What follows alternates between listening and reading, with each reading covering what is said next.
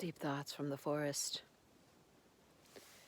Kitty and I are out here taking a walk in the deep forest where all the mushrooms. And the further I get away from the other people and civilization and deeper into the forest, the more clear I get about information. And I've been thinking a lot about history, as I always am thinking about history. I am thinking about this quote I heard that is, and I don't know who originally said it, but it says, "Nothing changes more than the past." And boy, is that true. Nothing changes more than the past. We think we have a handle on history. There's so much out there that we're not taught and that is not included in our complex histories. I been exploring the history of homeopathy as I do work with vibration, and we are vibrational beings, and we really understood that more in the 1800s and the early 1900s. There was definitely this emphasis on homeopathy. As medical doctors, they were trained in both. And I couldn't imagine going to a medical doctor today and they would have the understanding of our energy field as a vibrational field, and they would know the remedies to give us. Instead, we are given medications that suppress symptoms and create side effects, and you're on them forever. Where homeopathy, you use it to heal, to cure, and then you don't use it. And so it's an interesting time to be here. And the knowing of, that there were actually far advanced integrative medicines and philosophies back in the early, the 1800s, early 1900s. I mean, the hospitals were homeopathic. And then I was, all the royals used homeopathy also, and they had like the top. And then there was like a political senator who was a homeopath, and he was like a health minister in the early 1900s, and he really was advocating for the integration of both. So it's just kind of blows my mind when you think about it, because what we're dealing with now is definitely a corporation, a health insurance industry, and I feel for people who are dealing with sickness right now and trying to figure it out and getting kind of worked by some of these solutions, and then having to recover from the solution. So, and build up your field again, because, some of it really zaps your energy field and then makes you more porous to other things.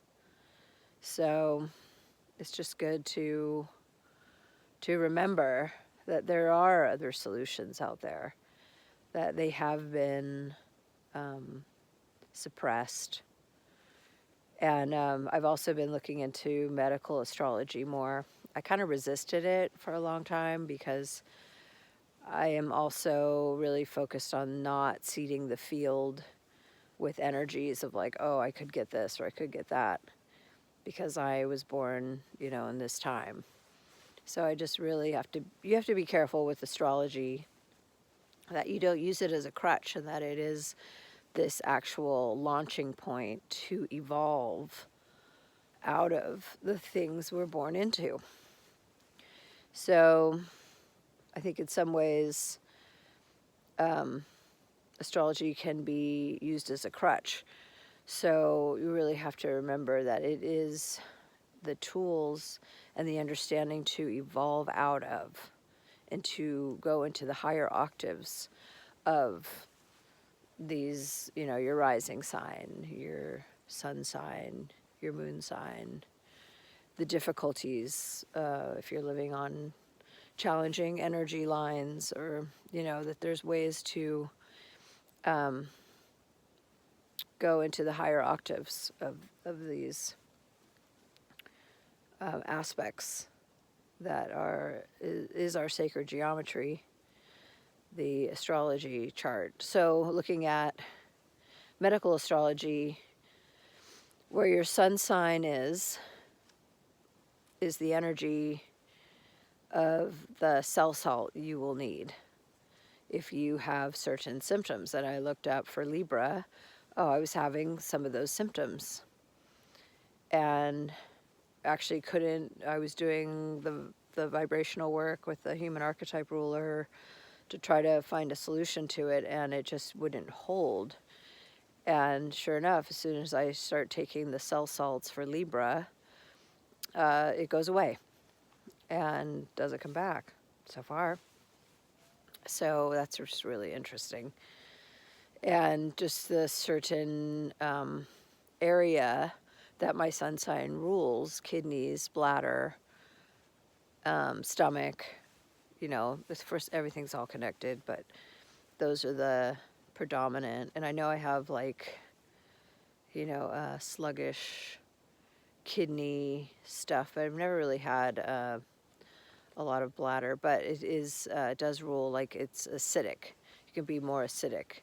So definitely feel like the cell salts has neutralized the acid of that particular characteristic of my sun sign. So it's just interesting. I'm always trying this stuff out on myself first, before I talk about it, but it's definitely something I'm including in my astrology readings now, along with the astrocartography, the lines you're living on, because it does play a role, because we're all mixing. These energy lines are mixing with other lines, ley lines, so it's whatever your energetic, the vibration of where you're living, and that definitely plays a role too in your health and well-being. So, and that's not to say that, oh, you should move. No, but you got to work with the energy lines that you're on. So, but it can be very validating too. It's like, oh, if you're on a really hard line, like a Pluto line, I have a friend who lives on her Pluto line, and she's always dealing with these kind of dark aspects of family and childhood, and so it's but she's evolving out. She's working with it consciously. She knows that she lives on that line now, and you work with it and you can evolve out of it. But it is more challenging than, say, living on a Venus line, which is, feels like amazing. So it's good to utilize all the tools that are here for us. And these things are ancient. They came up with these things long ago, and they really were clear about the energetic field. They really had a great understanding of energy, which I think we've lost in some ways. And also, we're so electrified in our environments that it's really challenging to be clear, to really have clear thoughts. So anyways, those are my deep thoughts.